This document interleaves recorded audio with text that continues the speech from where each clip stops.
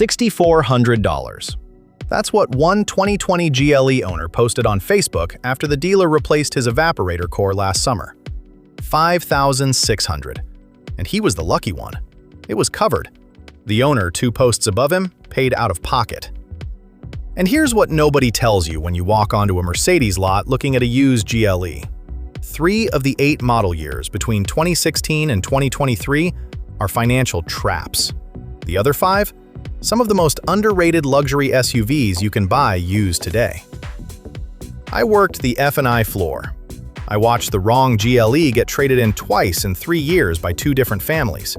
Stay with me, because by the end of this video, you'll know exactly which years to write a check for and which ones to walk away from, even when the dealer drops the price. 2 ground rules before we start. 1. I'm not reading you Edmunds. I'm not copy-pasting somebody else's spreadsheet. This is what I saw on the lot, what owners told me when they came in furious, and what the service writer stopped putting in print because it scared people off. 2. Before the comments explode, hear me out.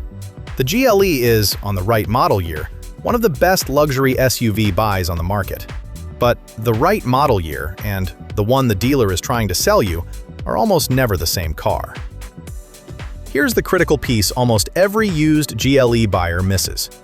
The 2016 to 2024 range is not 1 car, it's 2. The 2016 through 2019 models are the W166 platform, the second-generation GLE, built on bones that trace back to 2011 production for the original M-Class W166. The 2020 and newer models are a completely new third generation, the W167. Different engineering, different drivetrain electronics, different failure modes. The dealer is not going to walk you through which generation you're inheriting. I will. Worst years first, best years at the end. Avoid year number 3, the 2016 GLE. This is the first year Mercedes rebadged the ML as the GLE, and like every first-year rebrand, the kinks weren't worked out. The Airmatic air suspension on the higher trims is the headline issue. Documented MB World owner cases on the AMG trim show strut failures as early as 20,000 miles, with rear airbag replacements running roughly $3,000 at a Mercedes dealer per owner-posted invoices.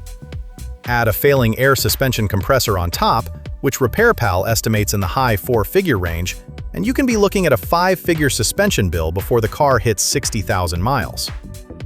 Layer in first-year electrical bugs and a software-related airbag recall that pulled nearly 48,000 2016 and 2017 GLE vehicles back to the dealer, and the 2016 GLE is a car that punishes early buyers for being early. Avoid year number 2, the 2020 GLE. The first model year of the all-new W167, and it's a case study in why you never buy a new Mercedes in its launch year. The big one, the 48-volt mild hybrid battery. The 2020 GLE introduced an ISG starter generator and a 48-volt auxiliary battery, and the failures piled up fast enough that a class-action lawsuit is now active over these defects. Service writers and forum-documented dealer diagnoses point to paint contamination on the battery ground post during manufacturing as the most common root cause. Intermittent contact triggers a 48-volt battery malfunction warning. The start-stop dies, and in some cases, the car refuses to crank at all. The dealer is the only place that can reliably diagnose it, and the 2020 introduces the evaporator core problem. Documented across V167 owner forums and confirmed on MB World as somewhat common in V167 GLEs, the air conditioning evaporator core can fail anywhere from 40,000 miles onward. RepairPal pegs the average at roughly $2,400 to $3,000 on the GLE 350. Real-world dealer invoices in 2025, like the Facebook post that opens this video, have come in as high as $5,500. Why? Because the entire dashboard has to come out to reach the evaporator. It is one of the worst jobs in modern luxury repair. Avoid year number 1, the 2021 GLE. And before the comments explode, hear me out. Most buyers assume year 2 of a new generation fixes year 1's problems. On the W167, it didn't. The 48-volt issues persist. The evaporator failures persist. And on top of those, You inherit the chip shortage era software bugs, infotainment freezes, surround camera dropouts, MBUX glitches that need a full ECU flash at the dealer. You are not getting a refined car. You are getting a 2020 with a 1-year newer registration sticker. Now, the 5 best years. And this is where it flips entirely. Best year number 5, the 2017 GLE. By 2017, the major rebrand recalls were closed. The M276 3.5-liter V6 and the GLE 350 was a known, durable engine. And J.D. Power gave the 2017 GLE a 3.5 out of 5 predicted reliability rating, which is above average for the segment. What car ranked the entire 2015 to 2019 GLE range with a 92.8% reliability score, 3rd out of 11 cars in the luxury SUV class? The 2017 is the entry point into that reliable W166 window, and at today's used pricing, it's the cheapest way in. Best year number 4, the 2018 GLE. The sweet spot of the W166 generation per MB World Forum consensus.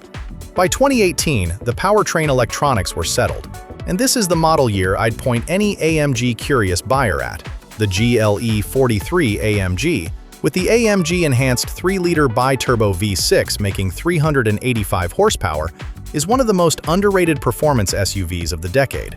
It is fast, it is durable, and because it sits below the GLE 63 in everyone's mental hierarchy, it depreciates harder, which works in your favor on the used lot.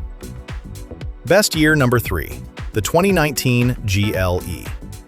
The final year of the W166 platform. Every recall closed, every kink resolved. Every dealer service bay had seen these cars for 4 years. And because it's the last of its generation, it gets the strongest resale stability of all the W166 years. Your downside is protected when you eventually sell. Best year number 2, the 2023 GLE. The most refined pre-facelift W167. Mercedes had 3 years of warranty claims to work through on the 48-volt system.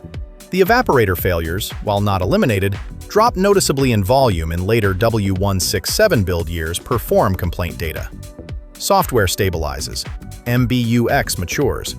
This is the model year where the 3rd generation finally becomes the car it was supposed to be in 2020. Best year number 1, the 2024 GLE. The mid-cycle facelift. Refreshed exterior, refreshed interior, refreshed driver assist suite. The peak of the W167 generation. And here's the kicker. Because it's the newest of the 5, it still carries a meaningful chunk of factory warranty for the buyer who picks it up today. 2024. That's the one. The single best model year to write a check for in the entire used GLE range right now. Now, the insider verdict. Look at the pattern. The 3 years you avoid, 2016, 2020, 2021, are first and second model years of a new generation. The 5 years you buy, 2017, 2018, 2019, 2023, 2024, are the refinement years that came after. There is a reason mechanics who work on Mercedes for a living know this rule. Never buy a Mercedes in the first year of a generation. Period. The badge is real. The driving is real. The engineering takes time to settle, and the buyers who skip the refinement window pay for the privilege. Usually around 80,000 miles, usually around the day the certified pre-owned warranty starts arguing about what's covered. Here's the truth though.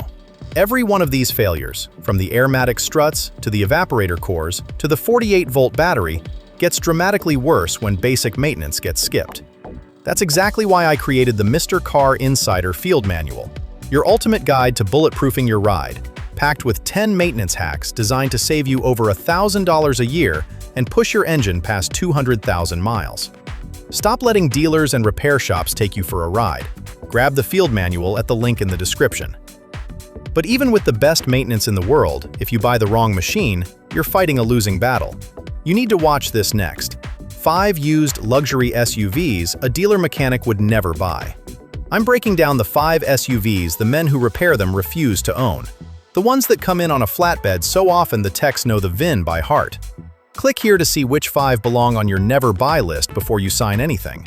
And tell me in the comments, which Mercedes year do you trust the least? I'm reading every one. I'll see you in the next one.